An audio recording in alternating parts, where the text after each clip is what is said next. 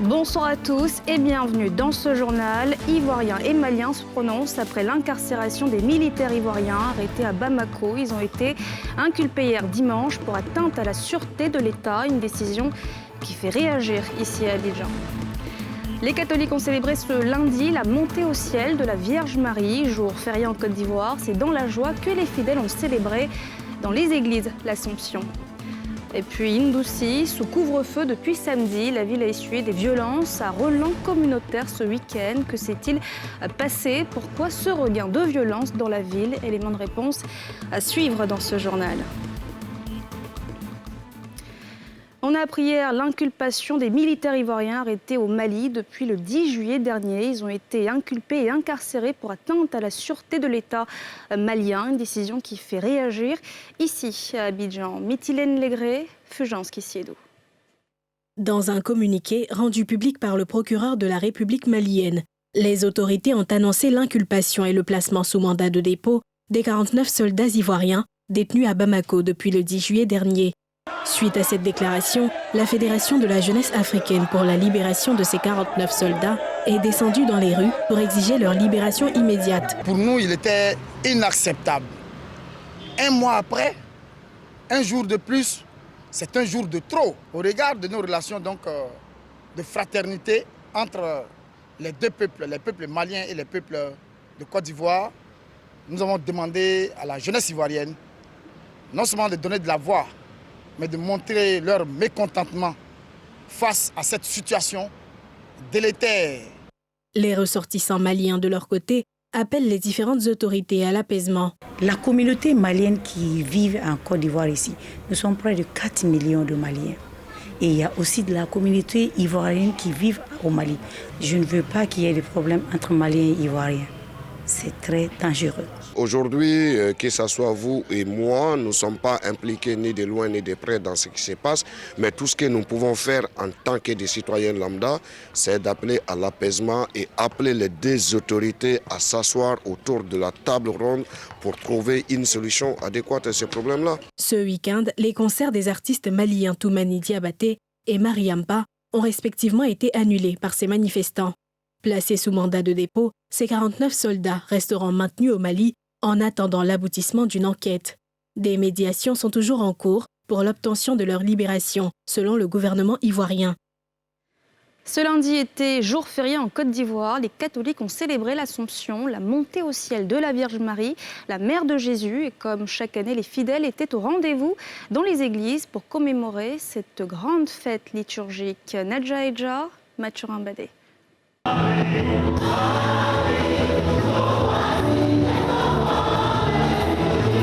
Joie et allégresse étaient au rendez-vous de la célébration de l'Assomption dans cette communauté chrétienne catholique. Reprenant en chœur le répertoire de chants égrenés par la chorale, ces fidèles n'ont pas boudé leur satisfaction de se retrouver pour cette fête religieuse qui marque l'élévation corps et âme de la Vierge Marie au ciel.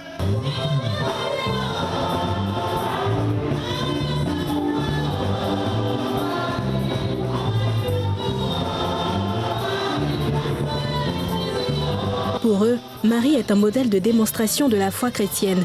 C'est donc à juste titre qu'ils essaient de s'approprier le vécu de celle qu'ils considèrent comme la mère de l'Église.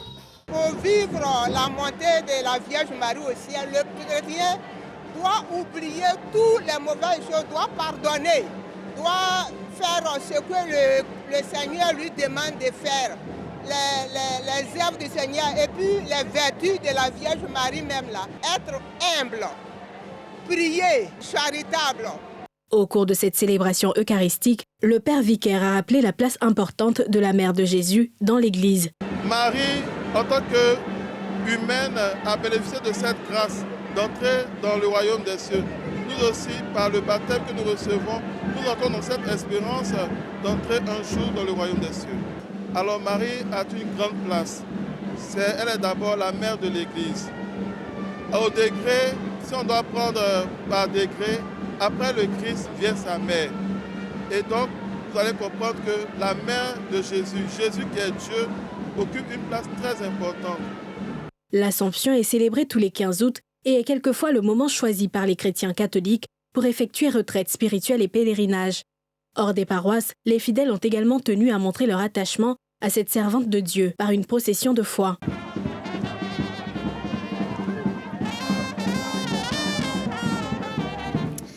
Et puis cette fête a permis aux Ivoiriens d'avoir un week-end prolongé ce lundi, un lundi férié qui a été l'occasion de se retrouver en famille ou entre amis autour d'un repas ou encore d'un ballon de foot avant la reprise demain. Le reportage de Mardoché Kwasi et Tanguy Conan. Josiane Touré, aide-soignante vivant à Yopougon-Niangon, s'affaire dans sa cuisine pour apprêter le repas de l'Assomption. Elle profite de ce jour férié pour recevoir des amis à manger, des retrouvailles pour échanger sur leurs projets communs. Je suis en train de faire la cuisine, histoire de recevoir mes amis. Comme c'est pas tous les jours qu'on se voit, les jours et les week-ends aussi, c'est pas évident qu'on puisse se rencontrer. Donc les jours fériés, c'est plus beau. Je m'attends à 5 personnes, 5 amis. J'ai prévu faire leur offrir du choutou accompagné de la sauce graine et du riz. Au complexe Jesse Jackson de Yopougon, l'amicale des anciens footballeurs de Yopougon profite de ce jour férié pour honorer un de ses membres qui fête son 80e anniversaire. Un tournoi de football rassemblant plusieurs équipes d'anciens footballeurs a été organisé pour marquer l'événement. Nous mettons toujours à profit les jours fériés pour nous dégourdir les jambes. Nous sommes juste essentiellement pour la plupart des anciens footballeurs de Côte d'Ivoire. Et pour entretenir notre physique, nous avons que le férié et les jours non ouvrables, comme on le dit, pour nous exercer. Les espaces de divertissement comme les maquis reçoivent également du beau monde ce lundi, jour férié. Entre amis ou en famille, on s'y retrouve autour d'un pot pour échanger sur des sujets divers. C'est un jour férié, donc on a décidé de se retrouver entre frères, en famille, causer, c'est un projet. Les autres, on n'a pas le temps, on est tout le temps parti au boulot. Je suis là parce qu'aujourd'hui c'est un jour férié. Et là j'ai été invité par mon collègue de travail. Et ensemble on est en train de prendre un pot pour pouvoir tuer le temps et puis reprendre le service demain. Au-delà donc de la célébration religieuse, ce lundi, jour d'Assomption et jour férié, a été mis à profit par les Ivoiriens pour se reposer en famille, échanger entre amis ou se retrouver autour d'événements ponctuels. Que s'est-il passé à Oundoussi? Cette localité de l'Agnébi-Tiassa était le théâtre d'affrontements à relents communautaires samedi. Bilan, un mort, plusieurs blessés, une trentaine de commerces et de résidences pillées et incendiées. Depuis, un couvre-feu a été instauré. Pourquoi ce regain de violence? Le calme est-il de retour? Élément de réponse de nos envoyés spéciaux, Timé Danger et Harouna Zebar.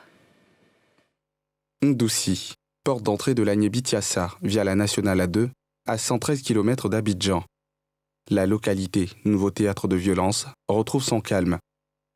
Dans les rues, des gendarmes en faction veillent au grain. 48 heures avant ce déploiement, les énièmes violences qui enlaidissent la ville sont parties de cet établissement de loisirs. De là, de jeunes adolescents membres de gangs qui ruminaient une revanche suite à de précédents heurts mettent en branle leur vendetta. Sur leur route, la première victime tuée, le conducteur de ce taxi-moto, calciné. De là, cap est mis sur le marché. Des box abritant des commerces d'or et de téléphones de luxe iPhone sont ciblés, vidés de leur contenu et incendiés. Sur les lieux, des victimes au cœur en lambeaux. Ils ont brûlé le magasin. Un jour là, on va rester à la maison. On va attendre qu'ils ont brûlé au marché aussi. Au marché là, si nous on n'a pas vendu, on ne mange pas. Si nous on n'a pas vendu, on ne mange pas. Donc là, ils n'ont qu'à nous laisser comme ça. Tout ce qu'on peut dire là. Et puis les barrages qu'ils ont pris là, ils ont volé avant de brûler. Donc tout ce qu'on peut dire là, ils n'ont qu'à nous aider. Sinon on est en douce, on souffre. On ne sait pas ce qu'on va faire. C'était à 1h du matin, on nous a appelé que non, qu'il y a eu un frottement, ils ne savent même pas entre quoi et quoi, qu'ils ont brûlé les magasins. Le lendemain, je suis venu voir effectivement, voici mon magasin s'est brûlé. Il y avait les trucs dedans, plein de choses même. En tout cas, venez nous en aide, sinon c'est pas bon. Ils vendaient les trucs d'âme-homme. Donc, les chaussures, pailles, tous les parfums, tout ce qui est tout homme, tout cas, ils vendaient tout. Mais pas il y en a aussi, en tout cas, il n'y a pas Itagay dedans, c'est hollandais et puis JTB.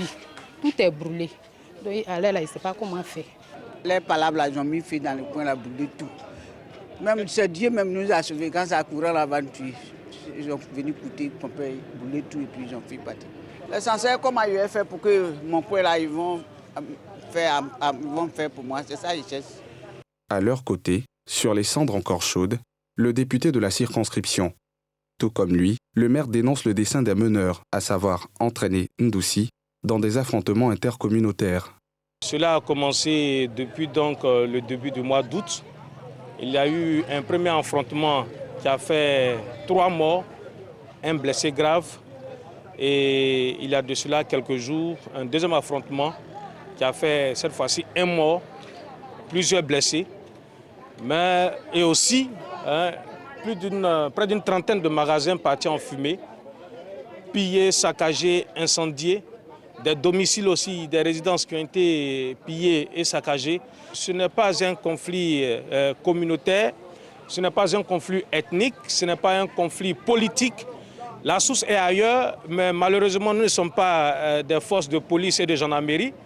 Donc nous laissons les forces de police et de gendarmerie mener leurs enquêtes. Mais je voudrais vous rassurer qu'ici, nous avons grandi ensemble, nous vivons ensemble. Ndoussi est un véritable carrefour.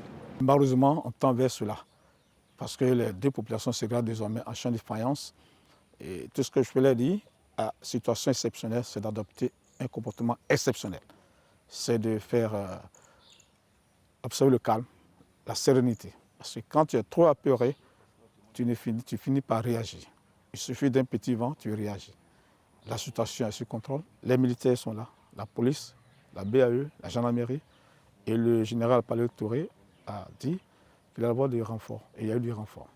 Donc s'il y a une situation qui se réfère à ces gens-là qui sont chargés d'assurer la sécurité, que de se faire justice à soi-même, ou bien d'apporter les informations erronées qui sont de nature à aggraver la situation. Même objectif pour le commandant supérieur de la gendarmerie nationale, descendu 48 heures plus tôt sur cet autre théâtre, sur instruction du ministre en charge de la Défense. Le chef de la maréchaussée ivoirienne enchaîne les rencontres avec les protagonistes. Aux allochtones comme aux autochtones, un message de cohésion et de fermeté face aux pyromanes de tout acabit. Il ne faut pas créer un problème communautaire. Ce n'est jamais bon. Ce sont les irresponsables qui aiment les problèmes communautaires. Ça, vous connaissez. Tu sais que lui là, il s'appelle son frère, son fils ou bien son frère est dans telle ville, il est ceci. Si ici tu ne peux pas lui faire quelque chose, et si tu t'en vas, ou bien quelqu'un d'autre va faire là-bas. Vous devez savoir ça, c'est ça qu'on appelle chez nous l'anticipation sécuritaire.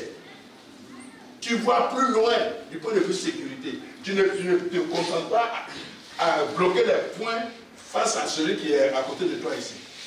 Ici, là, tu peux bloquer les points. C'est ce qu'on va faire à ton parent de l'autre côté. Tu seras là-bas pour bloquer les points. Donc, je vous demande, les parents, je suis venu pour que vous puissiez vous apaiser. Vous puissiez vous calmer. Quand on dit que quelqu'un a réussi, c'est qu'il a vécu. C'est pas ça? Si on t'a tué jeune, là, peut-être que tu allais être président, là, tu allais être ambassadeur, là, qui peut savoir? 48 heures après cette descente sur le terrain et le déploiement de renforts de ces hommes, Ndoussi retrouve une relative accalmie. Mais les violences hantent encore les esprits des habitants. Il n'y a pas. Alors là, je suis prête. Si on voit qu'ils sont en train de courir, nous en courons. Comme il y a sécurité partout, on va essayer de débrouiller un peu. Tous formulent le même vœu, la sécurisation de la ville sur une longue période. Ce, pour ne plus revivre ces violences inouïes. Dans les précédentes, avaient fait 3 morts et plusieurs blessés par balle et à l'arme blanche. Retour à Abidjan, ils étaient les principaux espaces d'expression des artistes tradis modernes des années 80 et 90, du Baron Bar de Yopougon au maquis du château d'Abobo Avocatier, en passant par le complexe Monzatro de Yopougon. Aujourd'hui, que deviennent ces établissements qui faisaient vibrer les Abidjanais? Il fut un temps, c'est ce que Mardoché Kwasi et Mathurin Badé ont tenté de savoir. Reportage.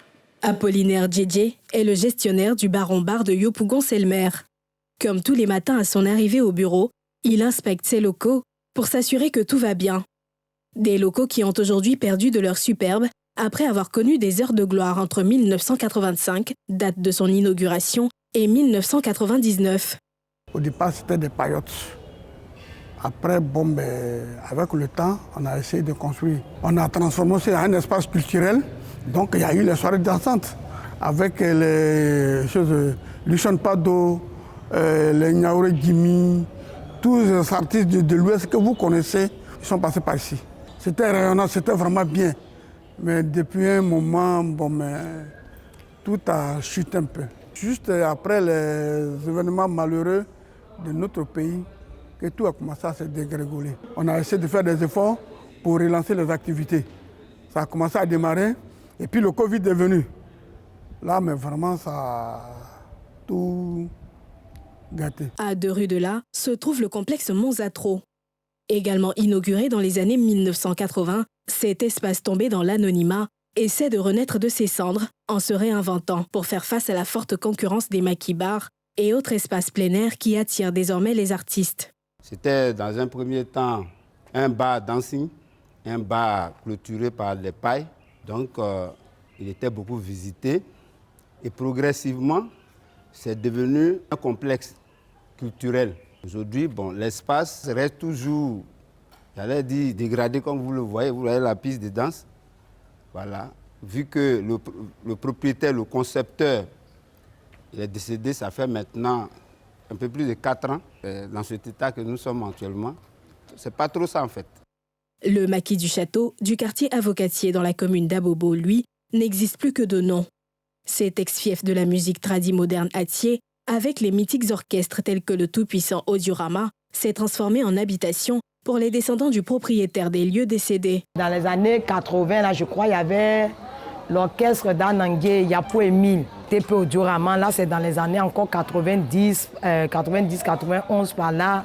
En tout cas, ils ont régné beaucoup. Et là, les gens venaient de partout. C'était le fief des Atiers. Et ils ont fait des prestations jusqu'à il fut un moment. Comme le coin était très dégradé, les gens ne jouaient plus ici. Et c'est ainsi que le maquis du château est resté comme ça. Si le Baron Bar et le complexe Monzatro de Yopougon tentent de résister en se réorientant vers d'autres types d'activités, du côté du maquis château, on a carrément décidé de jeter l'éponge. Nous, on a demandé à ce qu'on nous aide à reprendre les choses le Baron. Malheureusement, jusqu'à là, rien. J'ai besoin d'assez de moyens pour donner une autre allure à la maison. Parce que je n'ai pas envie d'être statique comme ça tout le temps. Mais c'est quand même le Baron. Les espaces qui existent, en tout cas qui sont mieux vus, sont très chers. Donc ce n'est pas tous les artistes qui ont accès à ces espaces. Donc nous demandons que le ministère nous aide pour que ces artistes-là, vraiment, ils soient à l'aise, ils puissent aussi prester pour qu'on voit leurs talents et que demain, ils soient la fierté de la Côte d'Ivoire. Plusieurs de ces espaces sont donc aujourd'hui sur le déclin, dans le meilleur des cas, ou ont carrément disparu. Il est donc impérieux de redonner vie à ces mythiques espaces de divertissement pour leur donner à nouveau l'occasion de promouvoir la culture ivoirienne. La semaine internationale de l'artisanat de Grand Bassam a pris fin ce lundi. Depuis le 4 août, la ville historique a abrité cette foire commerciale qui a réuni des centaines d'exposants et plus de 100 000 visiteurs qui ont pu découvrir le savoir-faire des artisans africains. Nadja Eja, Mathurin Badé. Des vêtements, des sculptures et tableaux, des bijoux, la semaine internationale de l'artisanat de Bassam est riche de sa diversité d'articles. Ouverte depuis le 4 août pour s'achever ce 15, elle a accueilli 375 exposants de 20 pays et plus de 100 000 visiteurs satisfaits des objets trouvés sur place. Il y a de belles choses à voir et puis à apprendre aussi parce qu'il y a des médicaments. J'ai pris des tenues, des habits pour moi, pour ma femme et pour ma fille aussi. Et puis des gadgets comme des gommettes, des petits bracelets, des petites choses souvenirs. Cet événement à sa 5e édition est une réussite à en croire les organisateurs. Une édition particulière avec d'énormes retombées pour les artisans. Je recycle du fer pour dépolluer la nature et j'en fais de ça des monuments. Voilà, donc ici on a les Maasai, un peuple du Kenya qui est représenté avec du fer recyclé. Nous avons eu beaucoup de visiteurs pour cette édition 2022 et je crois que ça sera bénéfique pour toute l'Afrique. On est venu directement du Burkina Faso pour prendre part à cette édition, pour présenter nos produits, qui est le faso d'Amfani. Il y a les fasos d'Amfani qu'on peut faire ça à des draps. Il y a des grandes largeurs, des fasos d'Amfani sous forme de natte de table, sous forme de rideau. Tout ça, les gens ne connaissent pas d'abord. Ils pensent que le faso d'Amfani, ça se limite qu'à s'habiller seulement. Et pourtant, on peut habiller même la maison avec. Pour positionner ce secteur d'activité, Le thème choisi cette année est « Les artisans, ensemble vers les nouvelles routes de l'emploi ». Pour permettre à l'artisan de rentrer dans le contexte aujourd'hui qu'est l'employabilité. Pour dire aussi à ceux qui ne sont pas artisans que l'artisan a besoin d'un communicateur, d'un juriste et puis d'un commercial, pour dire aux gens que c'est un secteur souvent qu'on dit qu'il est dans l'informel, mais nous voulons sortir de l'informel, mais il faut aussi l'administration positionner l'artisanat qui est un secteur d'avenir. Point marquant de cette semaine, des défilés de mode, des rencontres d'affaires par vidéoconférence entre les artisans et des acheteurs professionnels du Canada, avec à la clé des rendez-vous pour des expositions et des partages d'informations relatives aux normes de vente dans ce pays du continent américain. Du sport à présent, les arbitres ivoiriens de football ont dorénavant un siège. Il est situé dans la commune de Yopougon, inauguré en présence du président de la commission centrale des arbitres. C'était l'occasion pour Kalou Bonaventure de se prononcer sur sa nomination, objet de nombreuses polémiques. Salif Yadekwe, Fulgence Kissiedou. Les arbitres de Côte d'Ivoire ont désormais leur maison. L'amicale des arbitres de football de Côte d'Ivoire, la MAFSI, a inauguré dimanche son tout nouveau siège, situé dans la commune de Yopougon. Une coupure de ruban en présence de nombreux hommes au sifflet, des autorités municipales, des acteurs du football, de plusieurs générations d'arbitres. On a désormais un endroit où on peut se retrouver, parler de nos problèmes et essayer de nous projeter sur l'avenir. Les prochaines activités déjà par rapport au siège, c'est déjà de planifier des formations, pas forcément liées à l'arbitrage, parce qu'il faut former des hommes pour qu'ils soient aussi des personnes qui peuvent apporter un peu plus aussi à l'arbitrage. Et autre activité, c'est de faire en sorte que les arbitres aient des sponsors. Récemment nommé à la tête de la commission centrale des arbitres de la Fédération ivoirienne de football, l'ex-international Bonaventure Kalou était de la partie. Il a apprécié cette initiative de la MAFSI.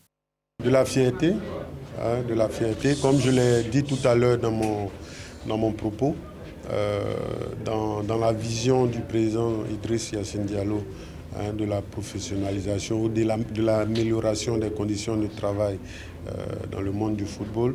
Chaque club doit avoir un siège, chaque groupement d'intérêt doit avoir un siège. Donc voilà, ça s'inscrit dans cette vision-là. Le président a estimé que la commission des arbitres est un poste administratif.